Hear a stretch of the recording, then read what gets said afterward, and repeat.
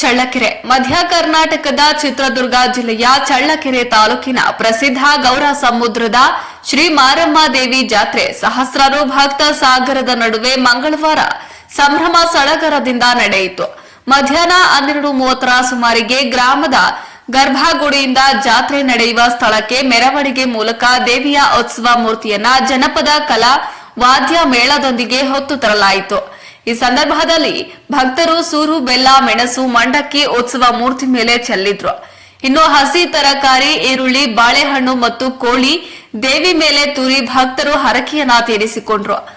ಮಾರಿ ದೇವತೆ ತವರು ಮನೆಯಾದ ನಿಡಗಲ್ಲಿನಿಂದ ತಂದಿದ್ದ ಮೀಸಲು ಹಸಿ ಹಾಲು, ಬೆಳ್ಳಿ ಕಣ್ಣು, ಕೋರೆ ಮೀಸೆ ದೇವಿಗೆ ಅರ್ಪಿಸಿದ್ರು. ತುಮಲಿನ ಮಾರಮ್ಮನ ದೇವಸ್ಥಾನಕ್ಕೆ ಭಕ್ತರು 3 ಸುತ್ತು ಪ್ರದಕ್ಷಿಣೆ ಹಾಕಿ ಬೊಮ್ಮಲಿಂಗ ದೇವರ ದೀಪದ ಕಂಬಕ್ಕೆ ಎಣ್ಣೆ ದೀಪ ಹಚ್ಚಿ ತಮ್ಮ ಕಷ್ಟಗಳನ್ನ ಪರಿಹರಿಸುವಂತೆ ಪ್ರಾರ್ಥಿಸಿದ್ರು. ನಂತರ ಮಾರಮ್ಮ ದೇವಿಯನ್ನ ಕಟ್ಟೆಯ ಮೇಲೆ ಕೂರಿಸಲಾಯಿತು. ಅಲ್ಲಿಗೆ ಮಂಗಳವಾರದ ವಿಶೇಷ ಆಕರ್ಷಣೆಯ ದೊಡ್ಡ ಜಾತ್ರೆ ಕೊನೆಗೊಂಡಿತು.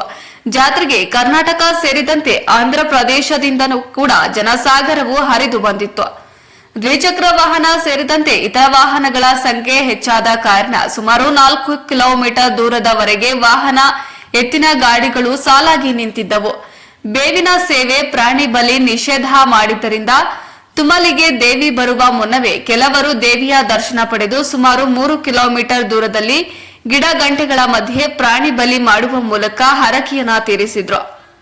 ಹೊಲಗಳಲ್ಲಿಯೇ ದೇವಿಗೆ ನೈವೇದ್ಯ ಅರ್ಪಿಸುವುದು ಕಂಡುಬಂದಿತು. ತಾಲೂಕು ಆಡಳಿತ ಹಾಗೂ ರಕ್ಷಣಾ ಇಲಾಖೆ ಈ ಬಾರಿ ಜಾತ್ರೆಗೆ ಬಂದ ಭಕ್ತರಿಗೆ ಕುಡಿಯುವ ನೀರು ಸೇರಿದಂತೆ ದೇವಿಯ ದರ್ಶನ ಪಡೆಯಲು ತುಮಲಿನ ದೇವಸ್ಥಾನದ ಬಳಿ ಬ್ಯಾರಿಕೇಡ್ಗಳನ್ನು ನಿರ್ಮಿಸಲಾಗಿತ್ತು. ಶಾಸಕರಾದ ಟಿ ರಘುಮೂರ್ತಿ, ಎನ್ವೈ ಗೋಪಾಲಕೃಷ್ಣ, ಜಿಲ್ಲಾಧಿಕಾರಿ ವೆಂಕಟೇಶ್, ತಹಸೀಲ್ದಾರ್ ರೆಹಾನ್ ಪಾಷಾ, ತಾಲೂಕು ಪಂಚಾಯಿತಿ ಇಒ ಶಶಿಧರ್ ಸೇರಿದಂತೆ ಯಾವುದೇ ಅಹಿತಕರ ಘಟನೆ ನಡೆಯದಂತೆ ಪೊಲೀಸ್ ಇಲಾಖೆ ಅಧಿಕಾರಿಗಳು, ವಿವಿಧ ಜನಪ್ರತಿನಿಧಿಗಳು, ಅಧಿಕಾರಿಗಳು ಜಾತ್ರೆಯಲ್ಲಿ ಪಾಲ್ಗೊಂಡಿದ್ರು.